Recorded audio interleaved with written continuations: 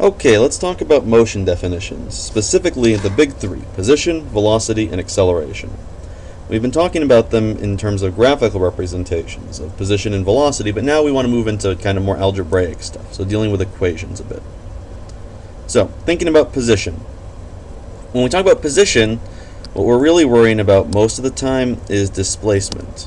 So, these are positions: x initial, x final. The kind of thing we worry about, though, is displacement, a change in position. Remember, change in we represent by this Greek character delta. So whenever this pops up into our equations, that delta x is what we're talking about here, means change in x, and change is always final minus initial. So when we talk about velocity, we're talking about, specifically in this case, the average velocity, which is your change in position over your change in time, or how far you went divided by how long it took you to go there. So V average is change in position, delta x, over the change in time, delta t. And remember, all of these are always going to be final minus initial, which it would help if I could spell. It's the little things that trip you up in life. So this is final position minus initial position, and final time minus initial time. And then acceleration is the change in velocity over the change in time. So delta v over delta t. And again, change in velocity, change in time. So, how does this relate to graphs? Tying it back to what we've done. So here's a position versus time graph. Position, time. We see that, if we think about this right, we talked about how there's kind of like it's moving slowly here, because it's a very shallow slope. A little more quickly here, and then pretty much slowly again at the top. So we could get that information out of it, but right now we want to worry about is talking about average velocity and how that relates to things. So average velocity worries about initial position and final position. So here is the initial, here is the final, and basically when we do average velocity, what we're doing is drawing a line between these, which I am trying to do, and it is oh so difficult.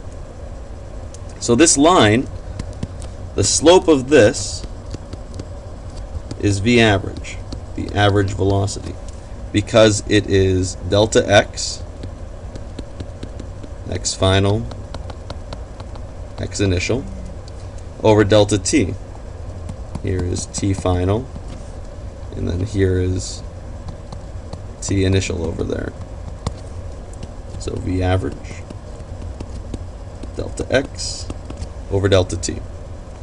So the average velocity is kind of, it's not necessarily the velocity at any particular moment on this path, but it's kind of a velocity that sums up the whole trip. So there can be some tricky things about that, and we'll look at it in class a bit, but that's basically what we're doing. We're trying to get one velocity that kind of sums up how far we went and how long it took us. Now, how do we make problems out of this? Consider this case. A car is moving down the street at 55 kilometers per hour. A child suddenly runs into the street. So let's see, here's a child, maybe chasing a ball. Child is also going this way. The street is apparent. Yeah, sure. If it takes the driver 0.75 seconds to react and apply the brakes, how many meters will the car have moved before it begins to slow down? So, we get some information here. We're told the car is traveling at 55 kilometers per hour, so that is our velocity. Since there's only one velocity, it is our average velocity. So there's nothing really weird to worry about there.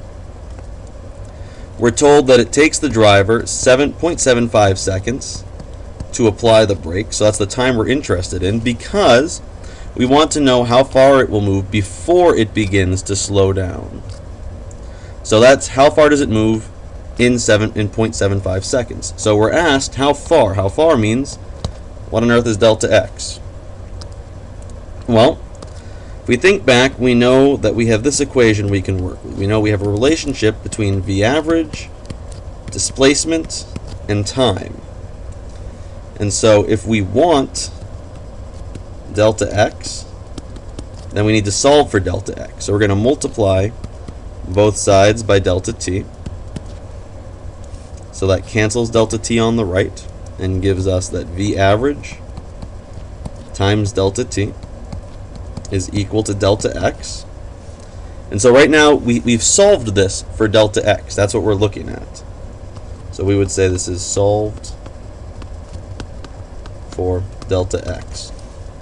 And now we need to plug in numbers. So if we look, v average 55 kilometers per hour, delta t is 0.75 seconds, and so this is awkward. Problem being, we can't multiply seconds and hours easily. This, not good. So we need to do some unit conversions. Everyone loves unit conversions, right? We remember how to do this. 55 kilometers per hour. Let us put this into something nice, like let's say meters per second. So we remember there are 1,000 meters in 1 kilometer. Now I want to get rid of kilometers on the top, so that means kilometers has to be on the bottom. And there is 1 hour in 3,600 seconds. We want hours on the top this time. So that gives us 55 times 1,000 divided by 3,600, or, as we might otherwise know it, let's say 15.3 meters per second. And so, if we now put this in instead, we have a little more, it's a bit more tractable. So now we have 15.3 meters per second times 0.75 seconds. And this is going to give us something in meters, because the seconds will cancel. Meters, fortunately, unit of length, something that we are good with. And so if we plug this into a handy-dandy calculator, as I happen to have right next door, we get 11.5 meters. And so hopefully the car was more than 12 meters away from a child. Fingers crossed. Alright, so we're going to spend some time talking about this in class and doing some more problems for homework. But right now we just want to kind of work with these definitions of position, velocity, and acceleration to kind of get a sense of how we can solve problems with them. Good luck!